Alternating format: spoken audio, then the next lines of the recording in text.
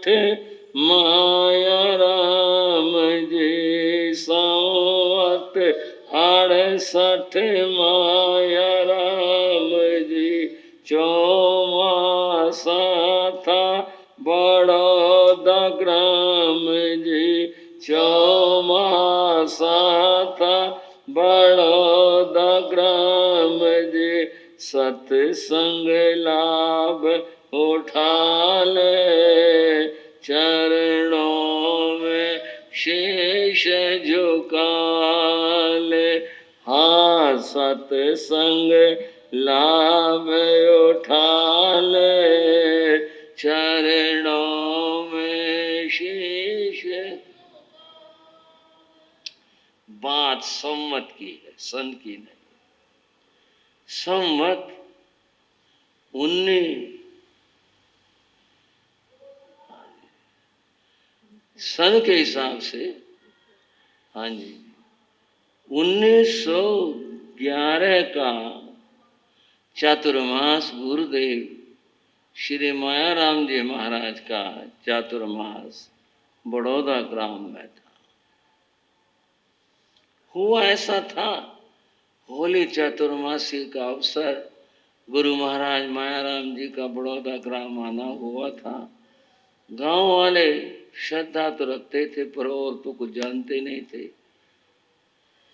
होली के ऊपर पहले संत चातुर्मास की स्वीकृति देते थे, होली पर देते थे, फिर ये कुछ आगे पीछे होने लगा और अब तो चातुर्मास में अगला चातुर्मास जो है उसकी चर्चाएं होने लगी।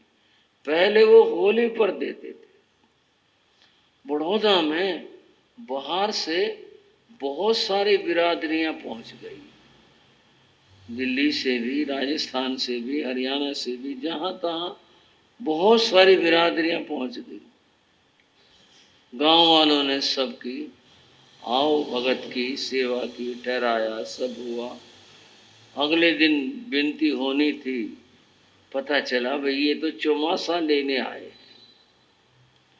गांव में पंचायत हुई, बोले भाई देखो ये तो मौके की बात हुई, इतने लोग आए, बिरादरियां आई चौमास लेने, और हम बड़ौदा में बैठे हैं, बड़ौदा के लोग हैं, महाराज हमारे हैं, और हमने आज तक नहीं सोची ये चौमासा की बेनती तो हमें भी करनी चाहिए, करनी चाहिए भाई, और एक चौमासा तो बड़ौदा मनाना चाहिए। जब और लोग आए हैं हम भी लाइन में लगे। रात को ये पंचायत में फैसला हुआ कि वे हम भी कल विनती करेंगे।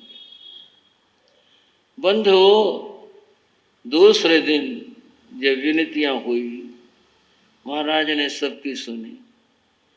बड़ौदा तो फिर वो तो गांव उमड़ आया, बहुत लोग आ गए और एक पांव पर एक टांग पर खड़े हो गए।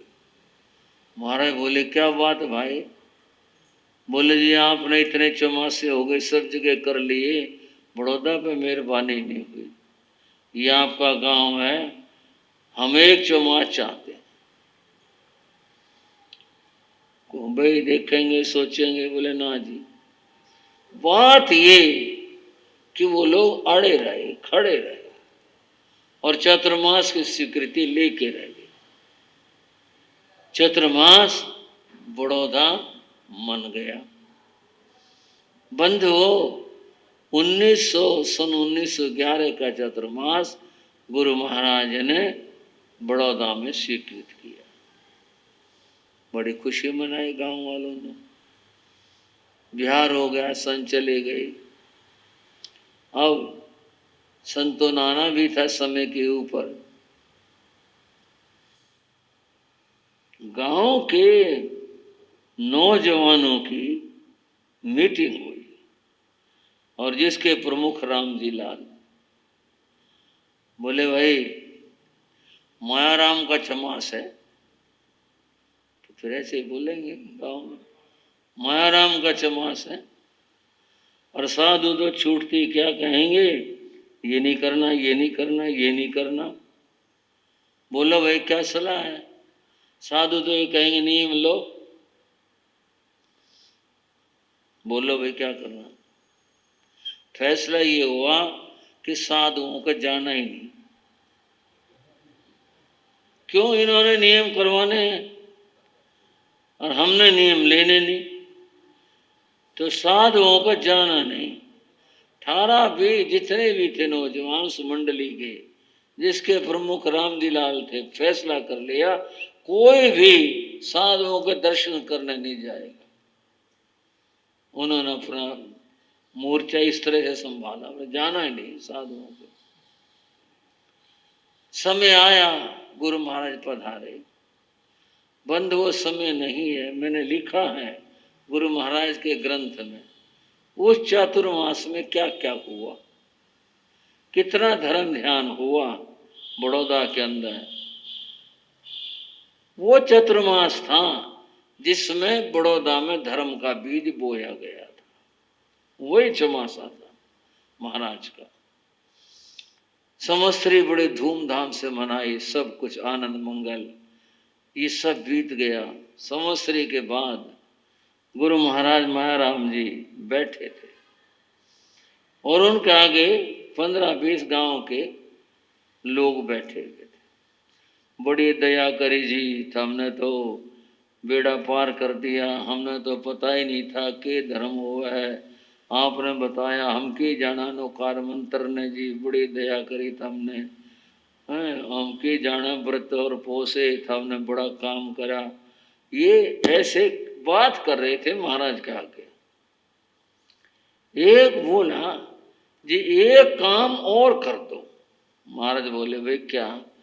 बोले वो कर दिया नहीं, गांव का सुधार हो जाएगा, बेड़ा पार हो जाएगा। बोले भाई क्या काम है? बोले यहाँ एक नौजवानों की मंडली है, उनका एक आदमी नहीं आया आपके प्रवचन में या दर्शन करने, एक आदमी नहीं आया। अगर उस मंडली ने भी आप सुधार दो ना तो गांव का बहुत भला हो जाए। बोले भाई भले की क्या बात? बोले जी देखो वो तो कोई बात है नहीं, पर भले की बात ये है कि बस पूछो मत आप, जिसको चाहे वो धमका दें, चाहे जो कुछ कर दें, उनका तो ऐसा मामला है, उनको आप सुधार दो। महाराज ने ऐसे पूछ लिया वे कौन है उनमें प्रमुख सा कौन है? बोले एक है जिसका नाम रामजी लाल है। रामजी लाल? बोले हाँ। किसका है भाई ये? बोले गंगाराम का पोता है, सुखदयाल का है ये। सुखदयाल किन में से? गाँव में तो ना फलाने पत्ती में पड़ा, उसमें पड़ा। बोले उनमें से है ये।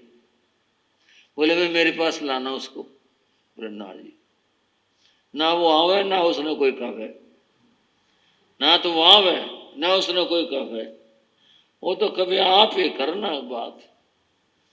बोले अच्छा भाई देखो,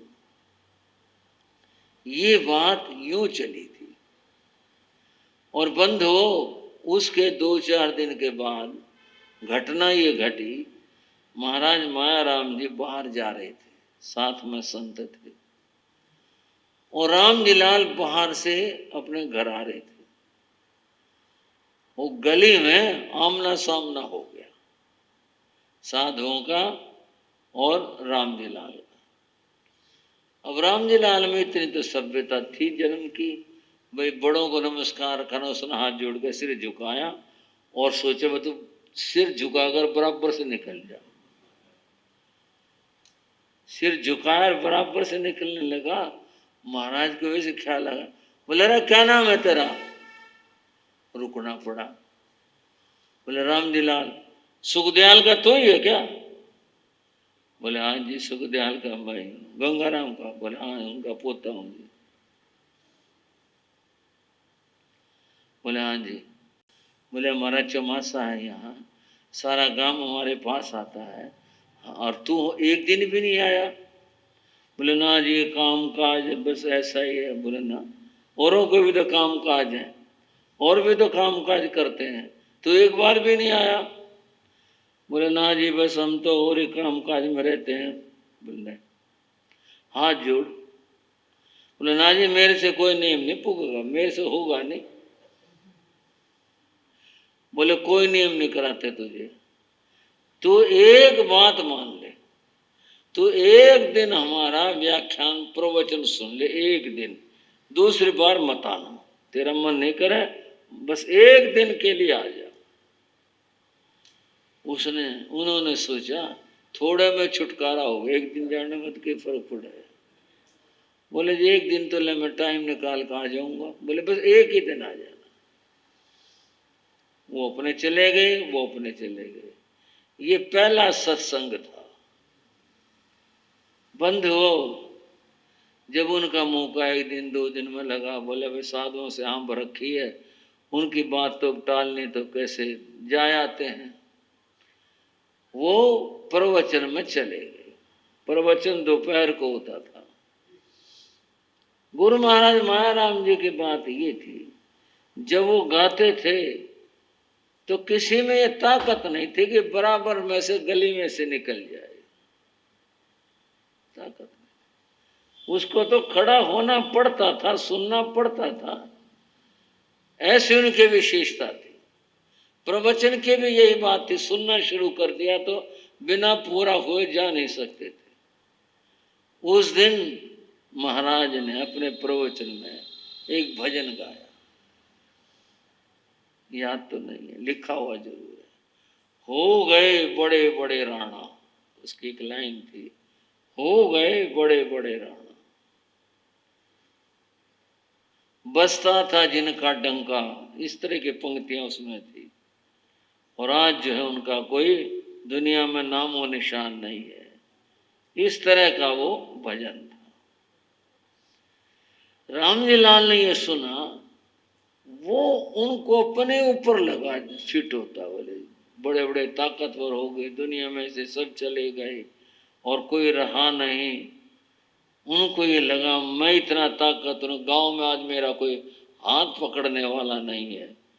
पर साधु ये कह रहे हैं कि दुनिया में कोई नहीं रहा, तू रहेगा दुनिया में, तेरा नाम रहेगा, तू रहेगा। जब प्रवचन पूरा हुआ, ये भाव लेके पूरा हुआ, हमने बड़ी गलती करी जो इनका प्रवचन नहीं सुना। हमने बड़ी गलती करी। इनकी बात तो रोज सुननी चाहिए थी।